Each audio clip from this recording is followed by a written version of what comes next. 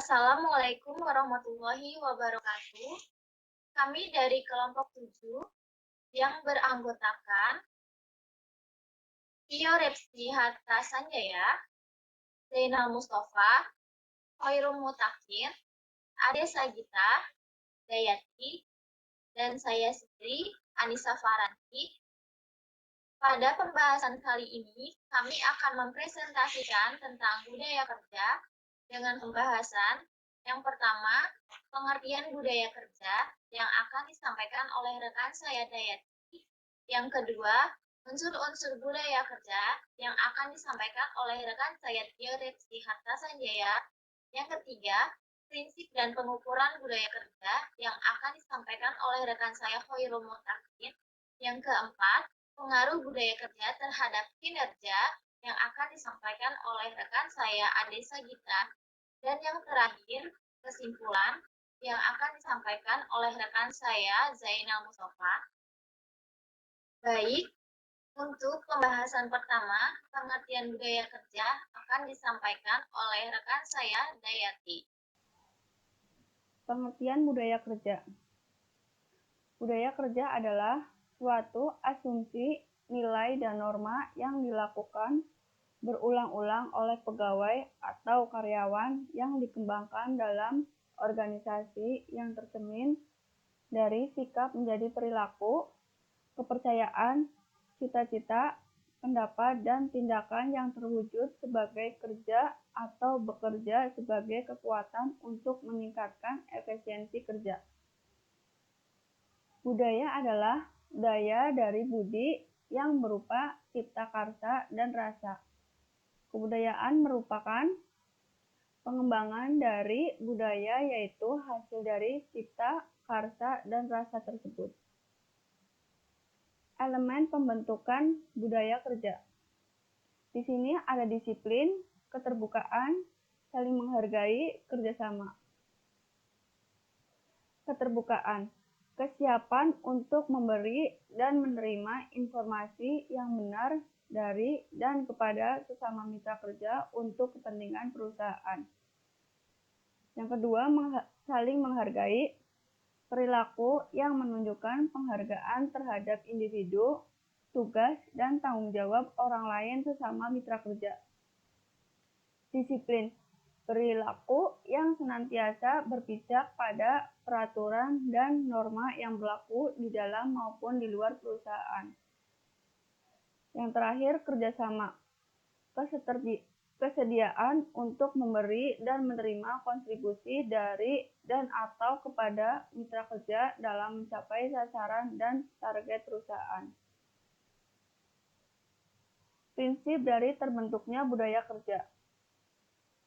Pada prinsipnya, fungsi budaya kerja bertujuan untuk membangun keyakinan sumber daya manusia atau menanamkan nilai-nilai tertentu yang melandasi atau mempengaruhi sikap dan perilaku yang konsisten serta komitmen membiasakan suatu cara kerja di lingkungan masing-masing. Tujuan fundamental budaya kerja adalah untuk membangun sumber daya manusia seutuhnya agar setiap orang sadar bahwa mereka berada dalam suatu hubungan, sifat peran pelanggan, pemasok dalam komunikasi dengan orang lain secara efektif dan efisien serta menggembirakan. Pembentukan budaya kerja dengan membiasakannya berkualitas. Dengan membiasakan kerja berkualitas seperti berupaya melakukan cara kerja tertentu, sehingga hasilnya sesuai dengan standar atau kualifikasi yang ditentukan organisasi. Jika hal ini dapat terlaksanakan dengan baik atau memudaya dalam diri pegawai, sehingga pegawai tersebut menjadi tenaga yang bernilai ekonomis atau memberikan nilai tambah bagi orang lain dan organisasi. Melaksanakan budaya kerja mempunyai arti yang sangat mendalam, karena akan merubah sikap dan perilaku sumber daya manusia untuk mencapai produktivitas kerja yang lebih tinggi dalam menghadapi tantangan masa depan. Ya, selanjutnya akan disampaikan oleh Tio Repsi Hatta Sanjaya. Ini saya akan menjelaskan mengenai unsur-unsur dari budaya kerja. Unsur-unsur dari budaya kerja. Yang pertama, budaya kerja berpijak dari nilai-nilai yang dimiliki oleh bangsa atau masyarakat Indonesia, yang diolah sedemikian rupa menjadi nilai-nilai baru yang akan menjadi sikap dan perilaku manajemen yang diharapkan dalam upaya menghadapi tantangan itu. Yang kedua, budaya kerja tidak akan muncul begitu saja, akan tetapi harus diupayakan dengan sungguh-sungguh melalui proses yang terkendali dengan melibatkan semua sumber daya manusia dalam seperangkat sistem, alat-alat, dan teknik-teknik pendukungnya. Next, pembagian unsur budaya kerja. 1. Sikap terhadap pekerjaan, yakni kesukaan akan kerja dibandingkan dengan kegiatan lain, seperti bersantai atau semata-mata memperoleh kepuasan dari kesibukan pekerjaannya sendiri, atau merasa terpaksa melakukan sesuatu hanya untuk keberlangsungan hidupnya. Artinya yaitu tidak ada paksaan atau tidak ada seperti paksaan-paksaan lainnya. Jadi dia bekerja dengan senang hati, bekerja dengan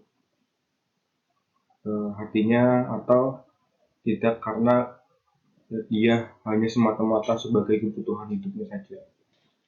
Kemudian yang kedua yaitu perilaku pada waktu bekerja, seperti rajin, berdedikasi, bertanggung jawab, berhati-hati, teliti, cermat, kemauan yang kuat untuk mempelajari tugas dan kewajibannya, serta membantu sesama pegawai atau sebaliknya.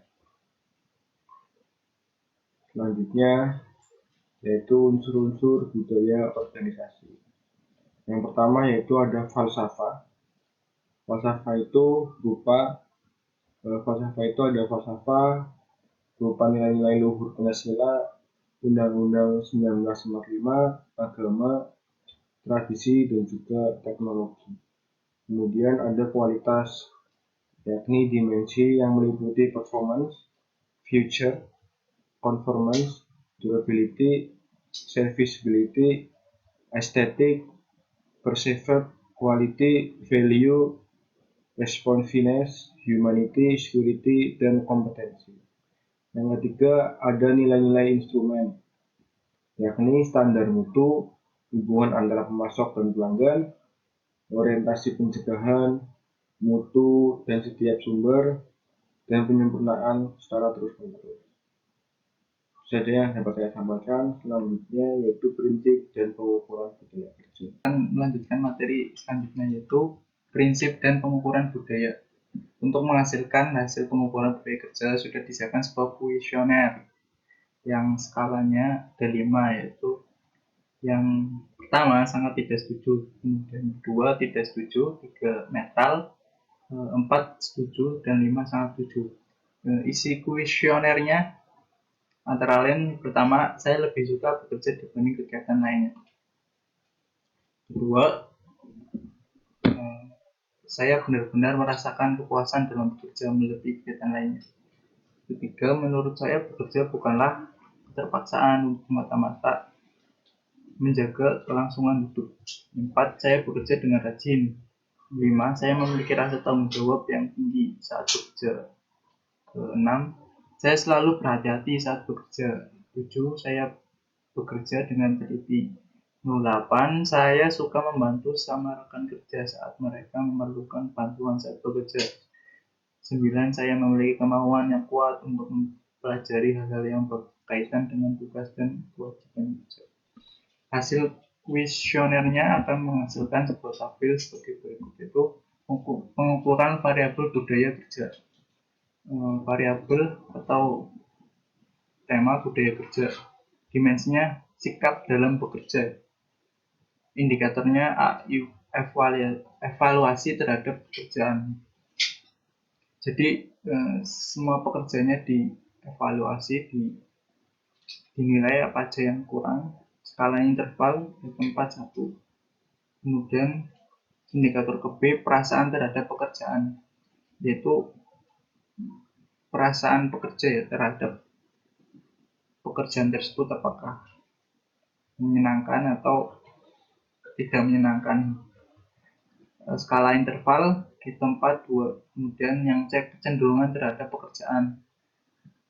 Skala interval di tempat 3, kemudian dimensi kedua yaitu perilaku. Indikator A, aktualisasi sikap dalam pekerjaan, apakah dia mempunyai attitude yang baik atau tidak. Skalanya interval item 4 sampai 8. Kemudian pembelajaran dalam dimensi nomor 3. Indikatornya A, upaya untuk terus belajar. Di setiap pekerjaan pasti memerlukan sebuah pembelajaran tidak langsung, bisa diukur kemampuan untuk kemauan dia untuk belajar. Skala interval yang tepat 9. Mungkin cukup penjelasan dari saya. Baik, di sini saya akan melanjutkan presentasi dari Khairul Muttaqin. Nah, di sini saya akan berpresentasi yaitu tentang faktor-faktor yang mempengaruhi budaya kerja. Apa aja sih faktor yang mempengaruhi budaya kerja? Menurut pendapat para ahli, faktor-faktor yang dapat mempengaruhi budaya kerja adalah sebagai berikut. Yang pertama itu ada perilaku pemimpin. Maksudnya, tindakan nyata dari seorang pemimpin biasanya akan menjadi cermin yang penting bagi para pegawai. Yang kedua yaitu ada seleksi para pekerja. Dengan menempatkan pegawai yang tepat dalam kedudukan yang tepat, akan menumbuh kembangkan rasa memiliki dari para pegawai. Yang ketiga yaitu ada budaya organisasi. Setiap organisasi memiliki budaya kerja yang dibangun sejak lama. Yang keempat itu ada budaya luar. Maksudnya di sini adalah di dalam suatu organisasi, budaya dapat dikatakan lebih dipengaruhi oleh komunitas budaya luar yang mengelilinginya. Yang kelima itu ada menyusun misi perusahaan dengan jelas. Dengan memahami misi organisasi secara jelas, maka akan diketahui secara utuh dan jelas suatu pekerjaan yang seharusnya dilakukan oleh para pegawai. Yang keenam itu ada mengedepankan misi perusahaan. Maksudnya, jika tujuan suatu organisasi lebih ditetapkan, setiap pemimpin harus dapat memastikan bahwa misi tersebut harus berjalan. Yang ketujuh yaitu ada keteladanan pemimpin. Pemimpin harus dapat memberi contoh budaya semangat kerja kepada para bawahannya. Yang kedelapan itu ada proses pembelajaran. Proses pembelajaran ini maksudnya pembelajaran pegawai harus tetap berlanjut untuk menghasilkan budaya kerja yang sesuai. Para pegawai membutuhkan pengetahuan dan keahlian. Yang terakhir itu ada motivasi.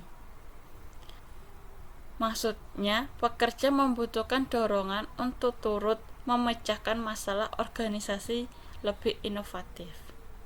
Untuk selanjutnya, saya ingin menjelaskan mengenai kesimpulan dari budaya kerja. Dari awal penjelasan sampai akhir, kita dapat menarik sebuah kesimpulan budaya kerja, yaitu budaya kerja adalah suatu falsafah dengan didasari pandangan hidup sebagai nilai-nilai yang menjadi sifat, kebiasaan, dan juga pendorong yang dibudayakan dalam suatu kelompok dan tercermin dalam sikap menjadi perilaku, cita-cita, pendapat, pandangan, serta tindakan yang terwujud sebagai kerja. Manfaat dari penerapan budaya kerja yang baik yaitu yang pertama, meningkatkan jiwa gotong royong, di mana apabila kita bisa meningkatkan budaya kerja yang baik, kita dapat menciptakan gotong royong atau kerja tim yang baik. Yang kedua, meningkatkan kebersamaan. Di sini, kebersamaan baik itu kerja tim antara satu teman dengan teman yang lain akan meningkatkan kebersamaan, baik di dalam suatu perusahaan maupun di luar perusahaan. Untuk yang ketiga, saling terbuka satu sama lain. Nah, di sini saling terbukanya antara satu teman dengan teman yang lain ataupun dari operator ke pimpinan itu bisa saling terbuka apabila ada suatu masalah, bisa saling sharing bareng, baik itu di luar pekerjaan maupun di dalam pekerjaan. Untuk yang keempat, meningkatkan jiwa kekeluargaan. Nah, di sini tumbuhlah jiwa kekeluargaan antara satu teman dengan teman yang lain maupun dari operator ke pimpinan. Itu tercipta kekeluargaan. Yang kelima, meningkatkan rasa kekeluargaan. Rasa kekeluargaan itu akan tercipta dari kita saling bertemu setiap hari, saling menyapa, saling mengobrol, dan menjadi kerja tim yang bagus. Terus selanjutnya, membangun komunikasi yang lebih baik. Nah, di sini bisa juga belajar public speaking.